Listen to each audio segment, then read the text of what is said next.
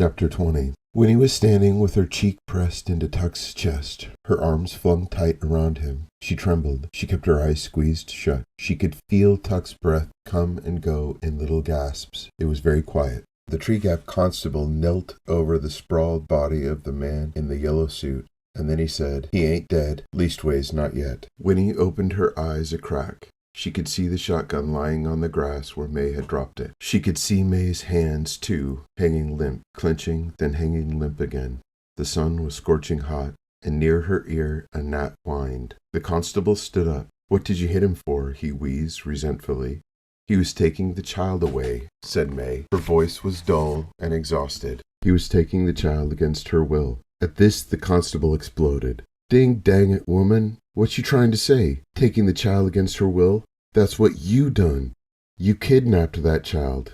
Winnie let go of Tuck's waist and turned around. Her trembling had stopped. "They didn't kidnap me," she said. "I came because I wanted to."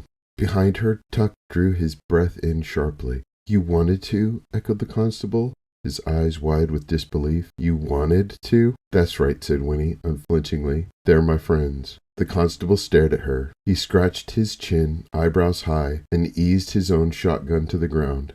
Then he shrugged and looked down at the man in the yellow suit who lay motionless on the grass, the blazing sun white on his face and hands. His eyes were closed now, but, except for that, he looked more than ever like a marionette flung carelessly into the corner, arms and legs every which way midst tangled strings.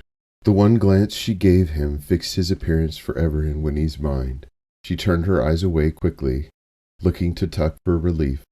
But Tuck was not looking back at her. Instead, he was gazing at the body on the ground, leaning forward slightly, his brows drawn down, his mouth a little open.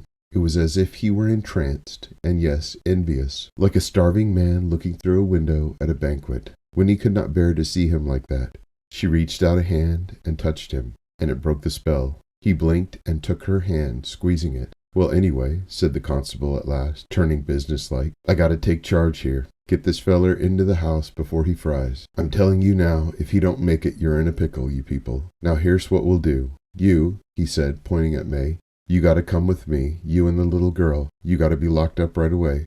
And the little girl, I gotta get her home. The rest of you stay here with him. Look after him. I'll get back with the doctor quick as I can. Should have brought a deputy, but I didn't expect nothing like this to happen."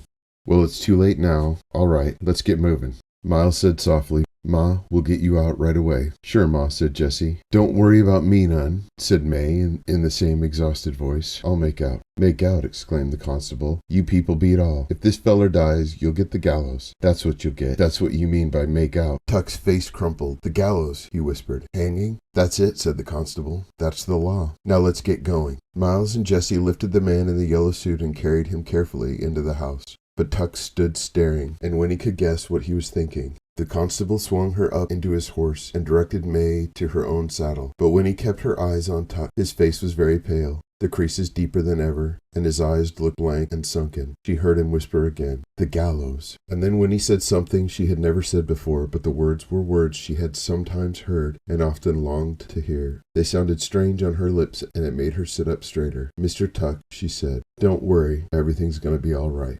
The constable glanced heavenward and shook his head. Then, clutching his shotgun, he climbed up behind Winnie and turned the horse towards the path. "You first," he barked at May. "I gotta keep an eye on you. And as for you," he added grimly, speaking to Tuck, "you'd better hope that feller don't die on you. I'll be back as soon as I can." "Everything'll be all right," Tuck repeated slowly. May slumped on the back of the fat old horse, did not respond. But Winnie leaned round the constable and looked back at Tuck. "You'll see," she said. And then she faced forward, sitting very straight. She was going home, but the thought of that was far from her mind. She watched the rump of the horse ahead, the swish of the coarse, dusty hairs as he moved his tail, and she watched the swaying, sagging back of the woman who rode him. Up through the dim pine trees they went, the constable's breath wheezing in her ears, and emerging from the coolness and the green, when he saw again the wide world spread before her, shimmering with light and possibility.